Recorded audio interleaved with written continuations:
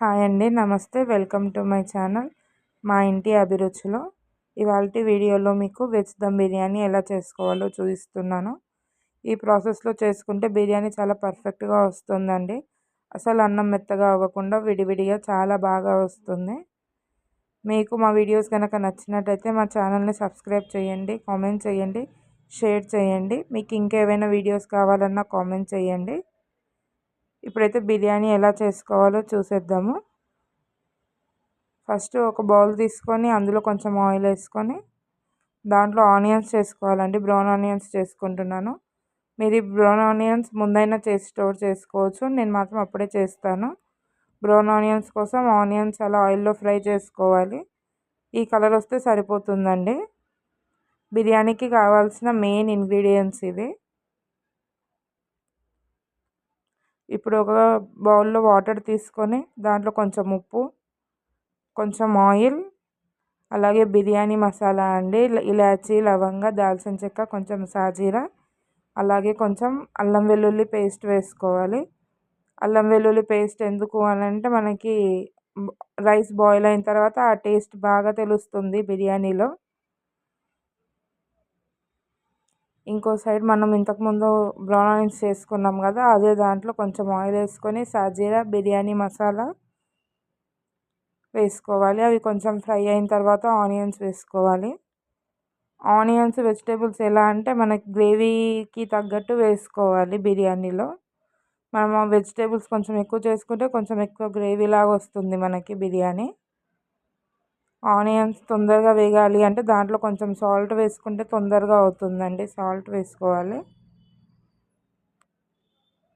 ఇటు సైడ్ మనకి onions fry అయ్యేలోపు మనకి ఇటు సైడ్ వాటర్ కూడా హీట్ అవ్వడం స్టార్ట్ అవుతుంది.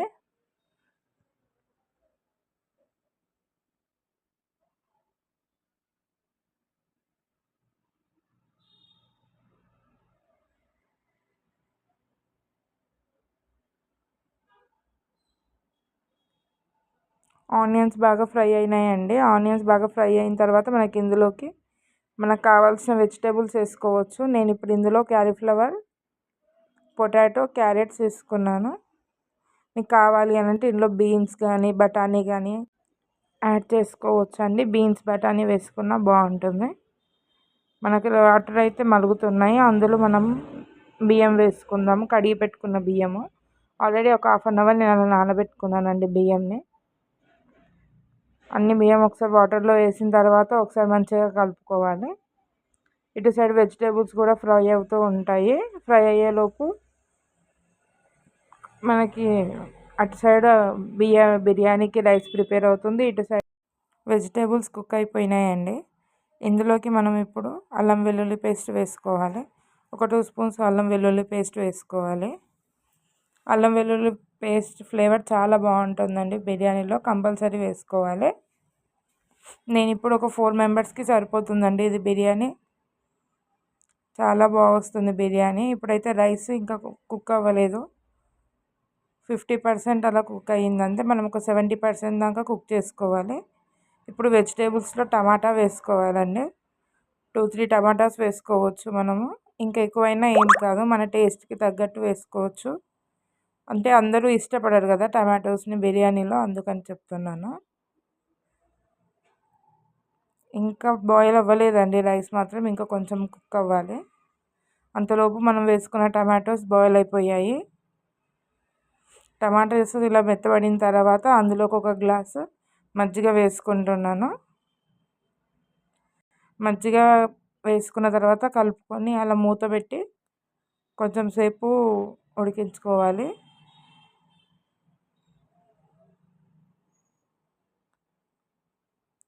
ఇప్పుడైతే రైస్ మనకి పర్ఫెక్ట్గా కుక్ అయ్యిందండి.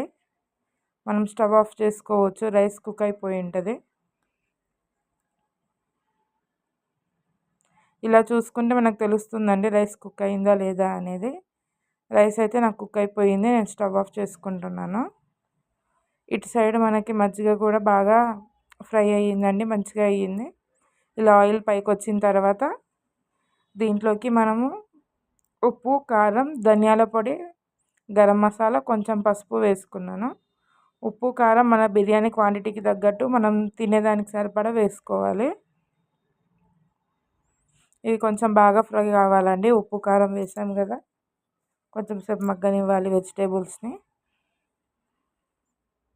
ఒక 1 to 2 minutes ఉంచుకుంటే చాలండి, ఎక్కువ సేపు ఏం పట్టదు. ఆయిల్ బాగా పైకి వచ్చింది కదా, ఇప్పుడు అవి ఫ్రై అయిపోయింది. దాంట్లోకి కొంచెం కొత్తిమీర వేసుకున్నాను నేను.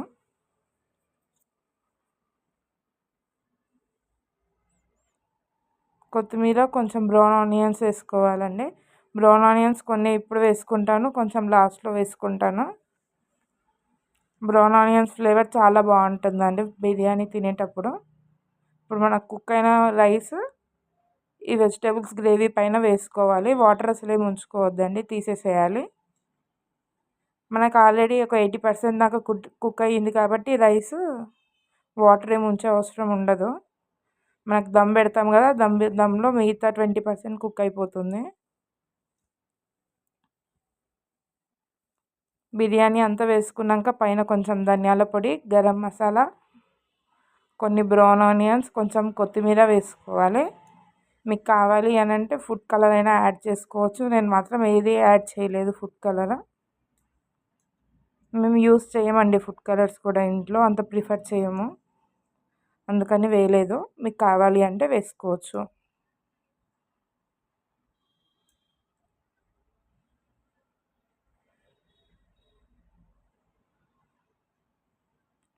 ఇప్పుడైతే ఇది పక్కకు పెట్టేసి మనకు స్టవ్ మీద ఒక పెంక పెట్టుకోవాలండి. చపాతీ పెంక అయినా సరే, రొట్టె పెంక అయినా సరే, మన ఇంట్లో ఉంటుంది కదా, అది పెట్టుకొని దాని మీదకి బౌల్ ట్రాన్స్ఫర్ చేసుకోవాలి. మూత పెట్టి దానిపైన ఏదైనా ఒక వెయిట్ వస్తువు పెట్టాలండి, కొంచెం దమ్ బయటికి వెళ్ళకుండా.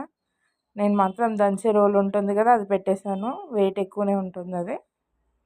మనం 15 to 20 minutes దమ్ పెట్టుకోవాలండి. మీడియం టు హై ఫ్లేమ్లో పెట్టుకోవాలి. హై ఫ్లేమ్లో పెడితే మాడిపోతుంది. 20 minutes తర్వాత చూస్తే మనకి దమ్ బిర్యానీ రెడీ అయిపోయిందండి. దమ్ బిర్యానీ రెడీ అయిపోయింది. మనం ఇలా ఒక గరిటెని పెట్టి చూసుకుంటే దానికి మనకు రైస్ అంటుకోకపోతే పర్ఫెక్ట్గా కుక్ అయినట్టే. చూడండి, ఇప్పుడు ఇలా నేను కింద నుంచి కలుపుతున్నాను. చాలా బాగా వచ్చిందండి దమ్ బిర్యానీ. అసలు రైస్ చూసారా ఎంత పొల్లుగా వచ్చిందో, అసలు అతుక్కోవట్లేదు, విడివిడిగా చాలా బాగా వస్తుంది. మీరు కూడా ఒకసారి బిర్యానీ మీ ఇంట్లో ట్రై చేసి నాకు ఎలా వచ్చింది అనేది కామెంట్ చేయండి. మీకు ఇంకేదైనా డౌట్స్ ఉన్నా కానీ కామెంట్స్లో నాకు చెప్పండి, నేను రిప్లై ఇస్తాను. మీకు కామెంట్ చేయండి. వెజిటేబుల్స్ కూడా చాలా బాగా కుక్ అయినాయండి.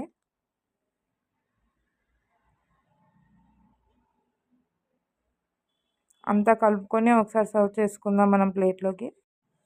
ఆనియన్, లెమన్ మస్ట్ అండి బిర్యానీలోకి, చాలా బాగుంటుంది లెమన్ వేసుకుంటూ తింటే. మీరు ఇలా తింటారా, లేదంటే మీకు ఏ కర్రీతో తినడం ఇష్టమో నాకు కామెంట్ చేసి చెప్పండి. బిర్యానీ టేస్ట్ మాత్రం చాలా బాగా వచ్చిందండి. Thank you for watching. మీకు ఈ వీడియో కనుక నచ్చినట్టయితే మా ఛానల్ని సబ్స్క్రైబ్ చేయండి, లైక్ చేయండి. అలాగే ఈ వీడియో గురించి నాకు కామెంట్లో చెప్పండి. ఇంకేమైనా చేంజెస్ చేసుకోవాలి అన్న కామెంట్లో చెప్పండి. Thank you for watching video.